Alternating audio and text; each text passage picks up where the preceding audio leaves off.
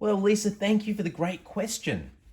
How do we protect garden beds and how do we stop Mobot going right across our garden beds and destroying our flowers or whatever else we might have in there?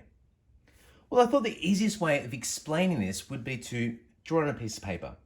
Now, please excuse my poor drawing skills, but what I'll attempt to do is walk everyone through the process of installing a boundary wire and how to protect areas like garden beds. So you'll see my blue pen mark that runs around the inside and an outside perimeter. Well, that particular loop is your boundary wire. Now remember, the boundary wire is really there to define where you want your Mobot to work. And it also has another purpose. It's also there to define where you don't want Mobot to work. So with a garden bed, you can see the back here, I've drawn on a piece of paper, garden 1 and garden 2.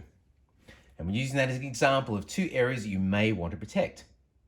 Now, if that was a circumstance, I've got my wires coming together here, and what I've done is I've kept the wires a maximum of 1 centimeter apart coming through, then they loop around the object, and in this example, you'll go to 1 centimeter again and loop around the other object.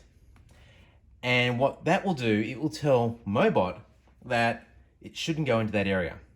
So if Mobot was working around here, it'd be going up to the boundary wire and then it would be ignoring that area. And because it's set 1 centimeter apart, it can still travel through this area.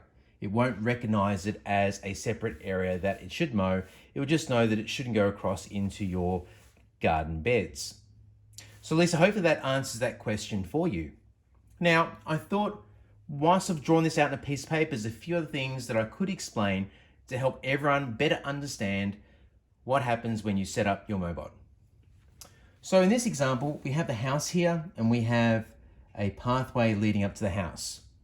Now, if this was level either side and the surface area is suitable for spiked tires, we could actually connect Mobot through to both sides by putting a passageway.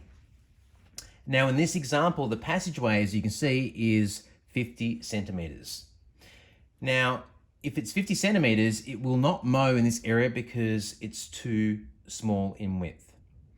But what it will allow Mobot to do is when its battery is getting flat, and if this was set at area 1, when it wants to go back onto its boundary line and do an edge cut or return back to its base station, it will be able to drive along this boundary wire and head back to its base station to recharge.